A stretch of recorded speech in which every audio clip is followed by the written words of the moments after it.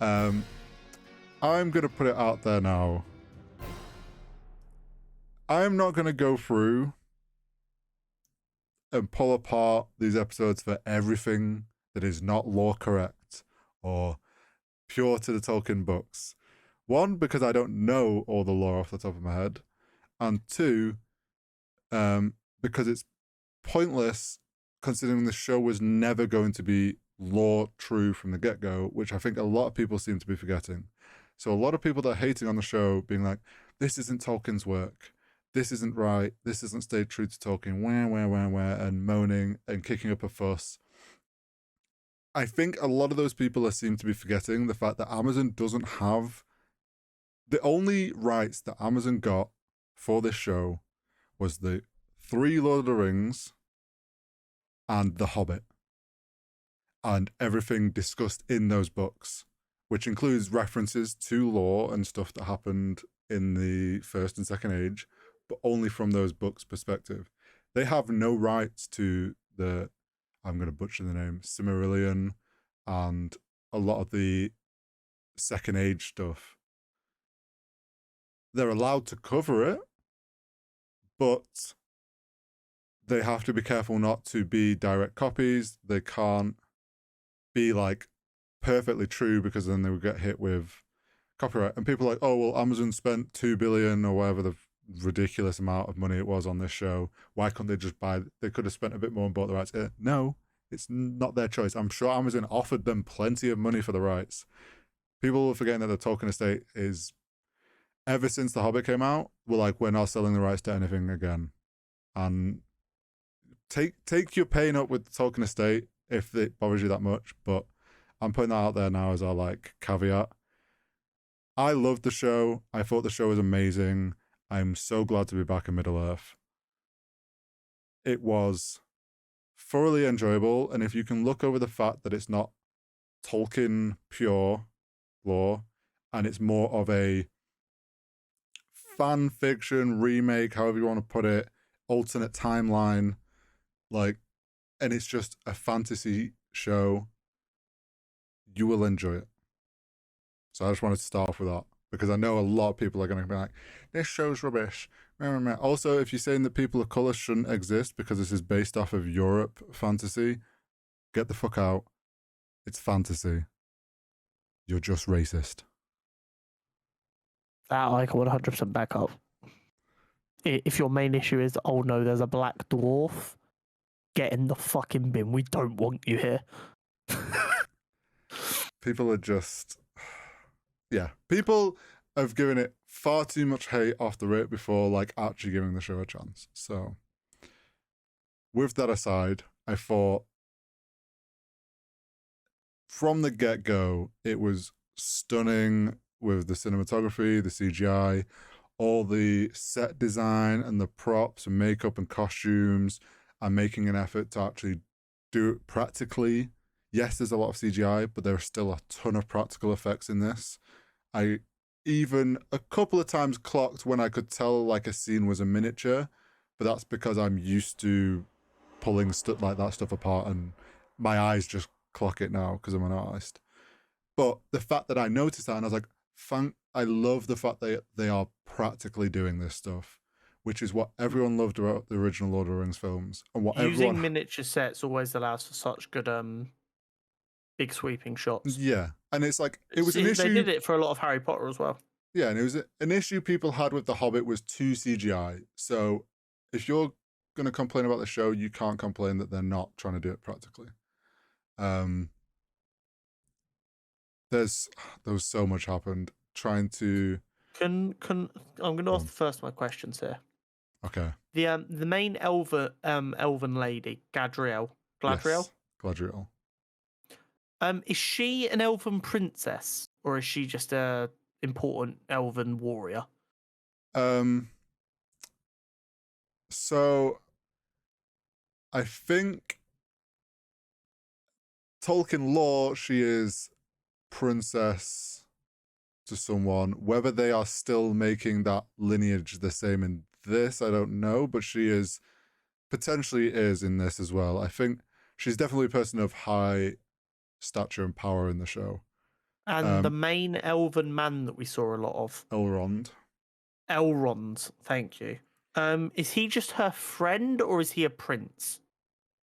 Is he like is he like what her brother or is he like I'm pretty just an sure it's not important her person? brother. It was friend, and I think prince. So Elrond and Galadriel are the two that were in Lord of the Rings. I thought so. Yes, it is the Them same. names felt Yes. very familiar to So me. it is the same characters that we know from Lord of the Rings. Because elves lives for so fucking Yeah. long. This is just them in their early days when Elrond was, I don't know, like in this he is being counseled to the king, I think he's known. I forget the way they do their titles.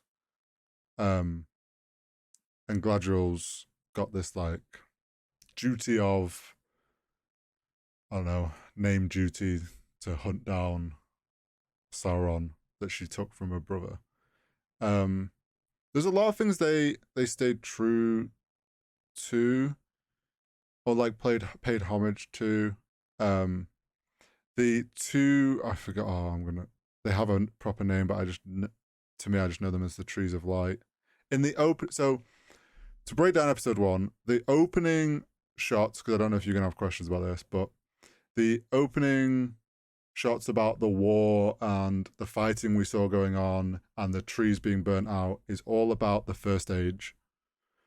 That is the rise of Morgoth, who was is not the same person as Sauron, but holds like the same evil power that vibe. Morgoth like drew from or whatever is the same that Sauron was actually one of his generals, and and when Morgoth, that battle we saw, which then the scenes after was like the city flooded and it was like all red and there was people underwater. So they basically beat Morgoth, but Sauron was such like a devout follower, he kind of built his own army. Yeah, he basically ran away and rebuilt. This moment in time, does everyone, is it kind of, and people are going to hate me for this, but I've just got to put it something I know well. Is it kind of like Harry Potter style where some people know he's still about, but a lot of people are choosing to live in denial and think he's gone? I think the majority of people, when Morgoth was defeated, which is that war we saw fighting, and then it shows her piling the helmets up. That was the Great. It's got a title of it. The War of Wrath. Is when Morgoth got defeated. Everyone at that majority of people are like, he's been defeated. Yes, there might be some of his followers like ran off and escaped, which is what Galadriel was hunting down for those. Her older brother was hunting down. He died doing it, and she carried it on. But it was kind of, it gone on like, this is then over like a span of hundreds of years, or like to the point where it's kind of like old tale. So majority of people are like, that evil's long gone. That it doesn't exist anymore. Other than like elves who live for so long, everyone's like, this is ancient history. But even a lot of the elves, like you saw in the opening like scene with Galadriel and her troops, like they all were like, there's nothing here. Like even they believe, even they believed like there was like some of the ones at the top still kind of knew or felt that there was some evil presence out there, which there always will be in fantasy. We also had elves on post outside a human settlement. Yes. So is like Sauron and Morgulith like humans who found extra power, and so the humans are kind of treated like arseholes because it's like the biggest evil Middle Earth ever had came from you fuckers, so we're keeping an eye on you. Or what? So you saw a bit of it when that elf was in town and that guy, that like younger lad, stands up and starts having a go at him. Yeah. And he's like, "Oh, our king will return," or whatever. Those people are pissed at them, and the people of that, I forget what that area of land was called. But essentially, yes, a lot of the men and humans stood with Morgoth. He was But are like they their not all leader. too young to have been about for Morgoth? This is hundreds of years later, or do Middle Earth humans have a longer lifespan? No, they have a normal lifespan. I don't know. So this is the problem with this is one thing that I'm struggling with the show is it keeps time jumping a bit. So it's like trying to know the time jump things. But like you got to think if you're a young lad like that, you've probably been brought up your grandparents saying, "Oh well, the elves So have it's kind always of a suppressed word. us." Yeah, it's a kind of word of mouth thing. Got you, got Yeah, you. but Okay, yeah. So that was the kind of vibe I was getting. the humans stood with Morgoth. Morgoth got defeated. The elves then, obviously Kept wanting to to a make close sure the eye. evil was gone, set up posts and tried to. We're there as ways for things to rebuild and get back to normal, but obviously we're there as an authority, which is why a lot of people hate them. Um, Okay, got you. so the episode one, we saw those early scenes where it shows the first stage and that fight. Then it jumps to obviously Galadriel's there where her brothers died, and then she is doing her own missions, and it jumps a little bit there. They've done that, all that time jumping. One, because they didn't want to have to like, cast people for half an episode, because obviously humans would die off. Um, they were trying to they're trying to jump far enough along so that they can stick with characters. Um, what else happened in the first? I'm trying to split between the two episodes. So the whole thing of Galadriel and all like there's a lot of these different scenes and the visuals all stunning. I loved that they spoke about the first age and brought it into here, and because it gave me very much the same vibes of how Lord of the Rings begins, where it talks about the second age and the creation of the rings and the defeat of Sauron. Um, My only issue with fantasy is how complex some of the names are. My brain gets so confused. it's I haven't spent enough time reading fantasy books, so I hear all these really long names, and I'm like, bro, ADHD brain ain't built for it. I don't know how you oh, manage it." why do you think I have notes for this? Because I was The first struggling time Hori's ever taken notes. literally because I know I'm like more in the know on Lord of the Rings stuff or pay more Yeah, yeah. attention, whatever. But so we saw Gladriel at the Elven City, which I've already forgotten the name of it. And she's getting that ceremony, which is essentially her being what's the right word? It's not banished, but basically being like we're to the public we're commending your service, but really this is go the fuck home and stay out of trouble. Okay, yeah. So that's when they're on the boat, right? That's when so she does that whole ceremony of the crowns, and there's that like weird awkward pause where she looks like she's about to say fuck off and stand up and walk away, but then she gets on the boat and goes. Okay, cool. Where the fuck was that boat going? So the boat was going to their homeland. So if you remember the first opening scene, she's in that like field. Yeah. That's the elven homelands. And then it showed on the map, didn't it? It like cut across the ocean to Middle Earth. Yeah. Okay. Their So homelands, so did it's elves? So go did on. loads of elves move to like the main part of Middle Earth thousands of years ago, and they just haven't really gone home? So the elves left their homeland when the whole Morgoth thing started because the evil infiltrated their lands and there was war. So they left to Middle Earth to basically go deal with it, which was those opening shots of there was one in particular I just want to point out. We all now have a very clear reason as to why the elves didn't help the hobbits. Not the elves, the eagles. Everyone loves to say for Lord of the Rings, why didn't the eagles just fly them to Mount Doom and they could have skipped the whole walking journey? There's an opening shot where it showed like they have a name, but they're like dragon-like things that were what the Wraith Riders were riding on, and one of them's like killing an eagle, And it's like, if you're an eagle, a great eagle, and you remember those times, oh yeah, you don't want to get fucking involved with Sauron and stuff because you're like, I don't want to get fucking eaten by a dragon. Like, it was just a little throwback, like throw thing in there that I thought was cool. But yeah, so they left their land and came over to Middle Earth, fought evil, had that whole war with Morgoth and everything, and then have never gone home. So does no one really know what the homeland is like? I think some, I don't know that full lore. There's probably is some that have gone home because it seems like it's a ceremonial thing now to get to return home. So exactly. So this is what I'm thinking. I'm thinking, is it to the public, going back to the homeland is almost seen as like going to heaven, but in actuality, no one fucking knows what it's like over there, and they could literally just be sending them straight to their death. Potentially, but I think that it might be explained in lore in other books, but I don't know. But my understanding is that it is essentially going to heaven, but once you go there, you can't leave again. God, yeah.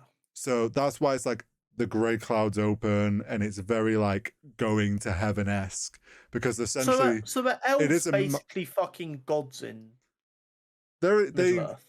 come from gods. I'm pretty sure is they're like offspring of gods, so to speak. Okay, cool. So racists are really mad about that elven soldier who's black then.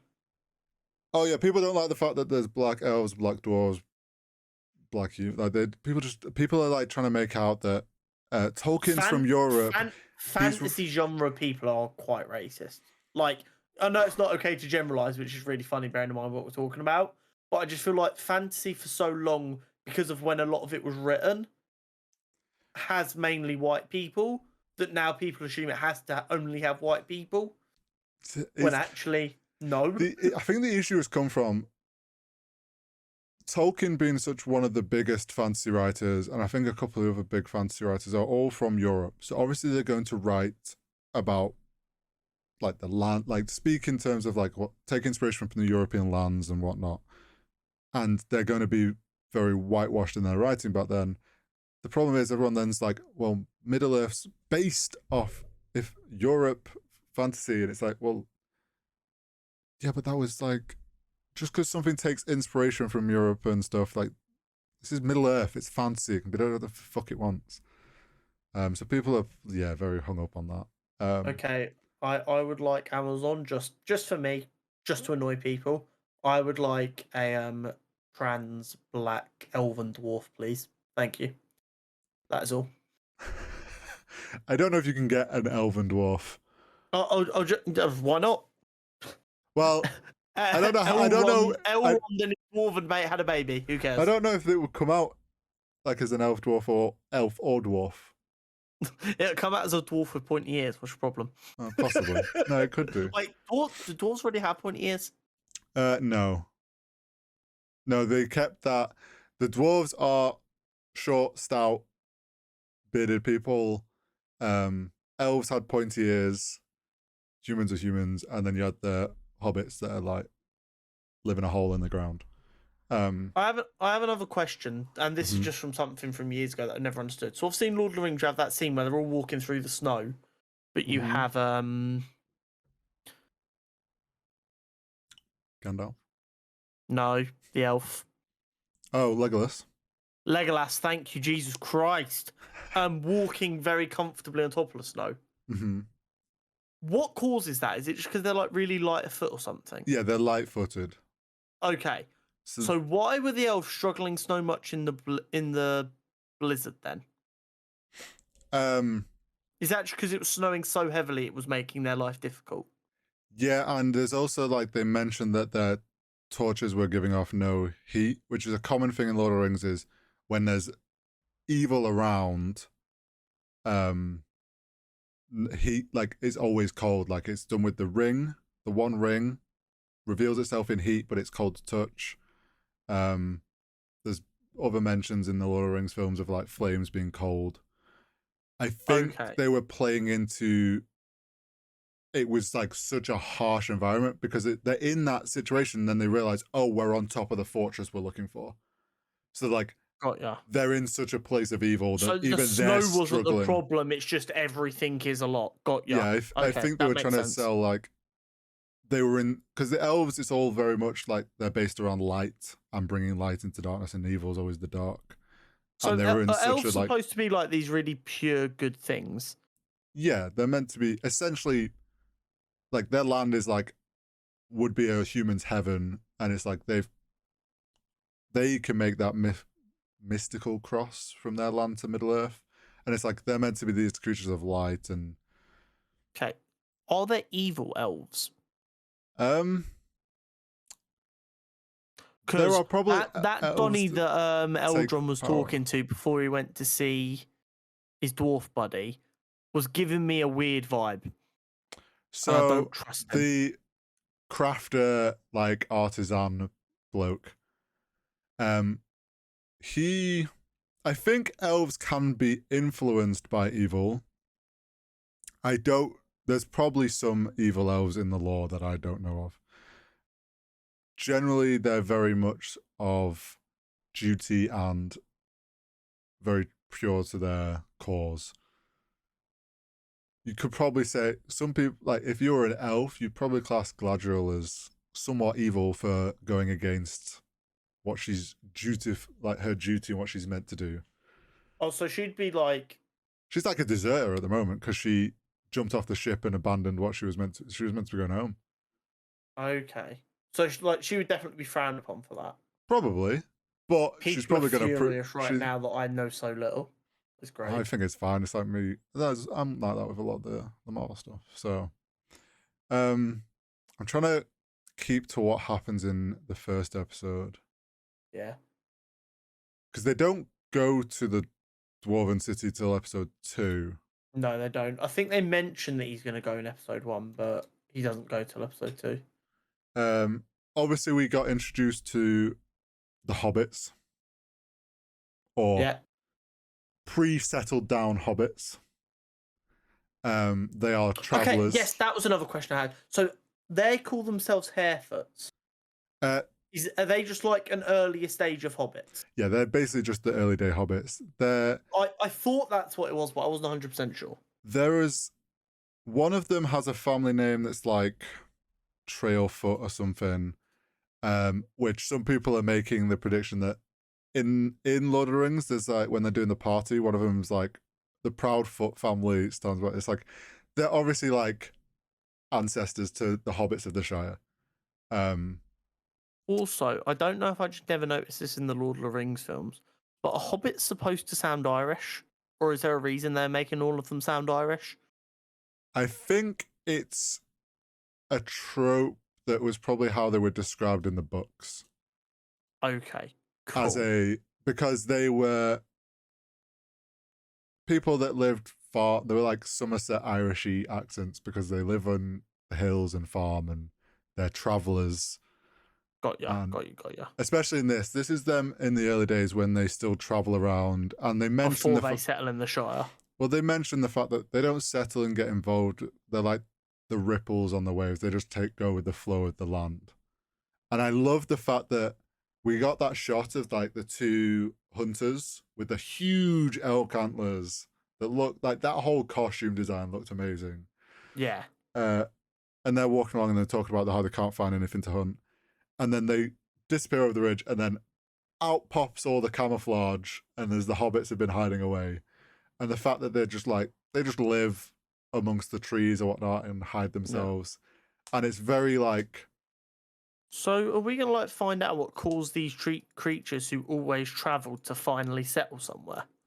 I would imagine this show will go into them settling down somewhere. Because like that's like a big change in their life, bearing in mind like by the time we get to Lord of the Rings, like the idea of a hobbit leaving the Shire is outrageous. Yeah. But whereas before they would never stay anywhere for long. Yes, but they also were very much, and they say in the show, like they talk about the fact that no, we stick together and we're strong together, and the idea of a hobbit going off on an adventure to explore the world is still frowned upon by them, even in their like they have a set migration that they're sticking to. For whatever reason, I would imagine it's something to do with like the land's getting more evil, so it's not as safe to just be Yeah. traveling their migration that they used to do, and they decide, oh, we'll just settle instead. I know And we'll probably some see people that. weren't sure about the casting of Lenny Henry in like such a Oh, I thought he was serious great. show. I thought he was really good. I I loved his really role. enjoyed his performance. I I look forward to more from him. I thought he was really good and brought a lot to it. Yeah, and I think he fit in, like, the whole way they're portraying the hobbits is a lot more like, not loopy, but they're very like travelly, rough, and like they're Folksy. they're folky, and I think he can play into that really well. It's what it feels like if you were to just go driving in like the West Country in England, and you have to pull over in a little village because like you're running low on petrol, You go to and like you're the there farmer's trying to have a market or conversation. something. Yeah, and they've got like a proper thick accent, and even you, as someone who is speaking the same language, you're like, petrol. They're kind of that Yeah. vibe where they're just living their life. Yeah, and I love that even though they're in this like raw stage of being hobbits from what we know in Lord of the Rings, it still immediately was like, oh, this is hobbits. Like this. Well, that's why I this was so feels confused great. when they're referred to as Harefoot. So I'm like, wait, I thought they No. were hobbits. What's wrong here? Well, it's early name. I guess the thing is like they all have family names. It's like something for, or like some play on like family names. Harefoots is just they have hairy feet. It's probably something that humans have called them, and it's just how they've referred to themselves. Yeah, it's actually a slur that we're gonna get cancelled for in 50 years.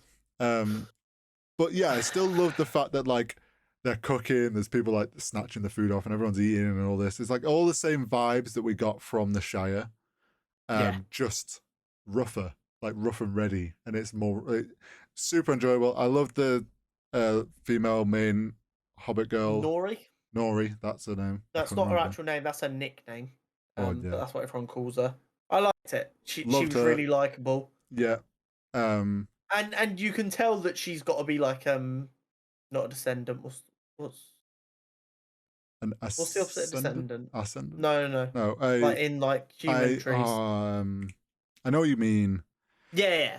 Of Frodo and all and Bilbo, because family. she's got this really innate caring of other things outside of the community. Yeah. Which isn't very Hobbit. There's a They're like, we don't fuck with the environment, we take what we need, we keep moving. Whereas she's like, no, I want to help people, I want to care for people, I want to make a difference. There's a mention in The Hobbit when Bilbo's like talking about potential, and it's like, oh, there's some mention of like an old family member that was like, oh, the last person that went on an adventure was so and so. So there is obviously this very like, there's always an odd Hobbit out that wants to go off and explore, and I like that they are still like showing that Bilbo wasn't the only Hobbit to want to explore the world.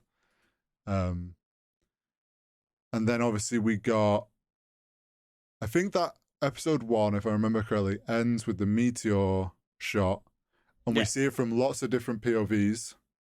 And we even saw Which a baby. I think they used to try and show that all of these times were synced up and happening at the same time. I agree. Which was handy. Yeah, it showcased like we are seeing people at different places at the same time. I love that they showed like a little baby Ent, the tree Ents. Yeah. And there was like a family of tree Ents, because then everyone immediately thinks of Treebeard. And then they synced. I love the way they did this. They synced the meteor hitting with Galadriel jumping off the boat, and like that plunge into the water as the boat disappears and she's plunged back into darkness. And we got introduced to this giant who in the credits is referred to as the Stranger. Okay, yeah. So this is my question. We're on to episode 2 now, correct? End of episode 1, start of episode 2. Are we supposed to know who the Stranger is and I'm just not a big enough nerd? So there is a lot of theories. I have my own theories. Okay, so no one actually knows for certain who it's supposed to be, but people are taking educated guesses at who it probably is. Yes. Okay, cool. All we know from what we've seen is he is a meteor man. When Nori fell in the pit, she mentions the fact that it's not hot, which usually coincides with evil. when fire's not hot. So everyone's And like, he seems a "Oh, bit dodgy. big guy, evil. Is this Sauron?" Okay. Is one thought that I know a lot of people had early. Obviously, then we see him like grab her and he freaks out a bit and like rocks float. So he's obviously magical. See, here's my thinking. I know people are probably No. going to get angry. It's like, it can't be him because of this, that, and the other. But still, my first thought was, is this like Gandalf? And this is why he ends up having such a good relationship with hobbits because he got saved by a hobbit. You're actually on solid on one of the theories that a lot of people are having. The Okay. only reason people are not 100% saying that it is Gandalf. So, lore on the wizards, as how I know it. Okay, one sec. So in Lord of the Rings, wizards aren't humans No, who've learnt magic. Wizards no. are their own breed of people. Yeah, wizards got sent to Middle Earth to help. Got ya. So, in the books, my understanding is the wizards didn't get sent till the end part of Second Age, Third Age. Okay, They where got are we sent- at? Beginning of the Second Age. Yes. Second Okay, Age is so like he's very thousands of early. years. So, because they were sent to help deal with Sauron because he was gaining in such power. The first wizards to arrive were the two blue wizards who kind of arrived before the others. And then the first wizard after that was actually Saruman. Saruman the White. Saruman. Okay. You know, the one in the tower who has the weird orb Yes. that Gandalf goes to see and they have the fight. Yes. Gandalf's not meant to come till later. But we have to go back to my first point and when we opened on talking about Lord of the Rings is Lord of the Rings, like this isn't true to the law. Amazon could do what the fuck they want. I So- think for people who are getting angry about this not being law accurate, think of it think of Alternate it time. as no. I would go even simpler than that. A retelling of history thousands of years later, and through the people passing the Yeah. story on over thousands of years, it's got diluted. Stuff gets messed up. Timelines get messed up. Yeah. Yeah. So one theory is because Amazon aren't allowed to stay perfectly true and they could do what they want with the law. So it's not out of the realm of possibility as this And is let's Gandalf. be honest, Gandalf is a huge fucking sell. He And is. if after like 4 episodes, loads of news articles go out going, Gandalf is in this show, loads of people who only have watched Lord of the Rings films, like me, Mhm. are gonna go, Gandalf. Gandalf. I like Gandalf. So yeah, so one theory is it's Gandalf in he's just arrived in Middle Earth and this is like I didn't realise wizards were born looking old as fuck, by the way. That's kind of cool. well it's like they're sent I don't know the exact law of where they come from, but they're sent from somewhere. So it could just be like it's not necessarily he's born, he's just already old and arrived here. No, he's born old, I prefer that. And this, yeah, like you put two and two together is like it would explain why Gandalf has such a fond appreciation to the hobbits and good relationship with them and likes them. Yeah. Is well, if they fucking saved him when he arrived or helped him out Yeah. when he arrived, like yeah, it makes sense. Gandalf actually grew up as a hobbit for his first 100 years on Earth, or Middle Earth. Obviously, some people think it's Sauron. And But I thought Sauron was hiding somewhere, and I he's didn't meant- realize Sauron was so- a wizard. he's meant to be. Well, Sauron has a like ridiculous power, like he, Okay.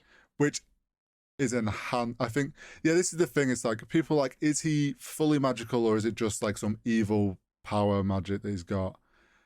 I think people are more leaning towards it being Gandalf or at least one of the other wizards. Like it could be one of the blue wizards, who has arrived first. Fun fact, well, not fun fact, but you probably don't know who the blue wizard, because we saw in the Hobbit? No, not the Hobbit. Yeah, it was in the Hobbit. We saw Radagast the Brown. The one I that's didn't like watch The Hobbit, but I'll trust okay. you. There's Radagast the Brown who lives out in the forest and is a bit crazy, but has like friends with all the animals. Wizard, typical like high on life, like bit crazy. So does like, is it again? Correct me if I'm wrong. Go on. Based on what I'm hearing here, with Gandalf being close with the hobbits and him loving all the animals, did each like race of people get their own wizard? Well, there was a few sent, and I think it's where they ended up settling after Saru. because Radagast the Brown was never this like cuckoo, and you get the sense off Gandalf he wasn't this cuckoo. He was always a bit cuckoo, but like living on his own in the forest made him worse after they finished doing their job, and he just protected the forest. There was obviously Saruman the White, who then turned more evil, as we saw in Lord of the Rings. Lord of the Rings. The two blue wizards that arrived first actually, if I remember correctly, they fell, or they ended up being influenced by Saruman and turned to his side. Okay. And that's why we never really see anything about them, because I think they got killed off during that whole like defeat of Sauron the first time before he becomes the Eye. Got ya. So yeah, like this could be a wizard. We don't really know. I think this is going to be one of the ones which they're like, it's going to take a few episodes till we actually find out who he is. It's going to be one of the twists. Because yeah, that was one of the questions I had for you. That I was like, I don't know if you're going to have an answer for this, but I also don't know. Like in Marvel, all the time someone drops in and it's like, oh, who's this person? And then you just got like half the people sitting there going, well, it's obviously this person. I wasn't sure if it was one of them situations where I'm sitting here going, the stranger. I wonder who it could be, and everyone else is like, dumbass, it's this person. Yeah, it's good to know that no one is 100% certain yet. They because they can do their own timeline. Had this been like closer to the Third Age or something, and it's like a wizard sort of person around, everyone goes, oh, this is Gandalf. This lines up with when he's meant to arrive. But because it's so early, I think is why people are not 100% certain on it being Gandalf. They could also make it a brand new character. Yeah, they could. Yeah, you're right. They could do whatever they want, to be honest. But that was kind of like how they left him asleep under a cart, and that's how the first episode sort of ended. And then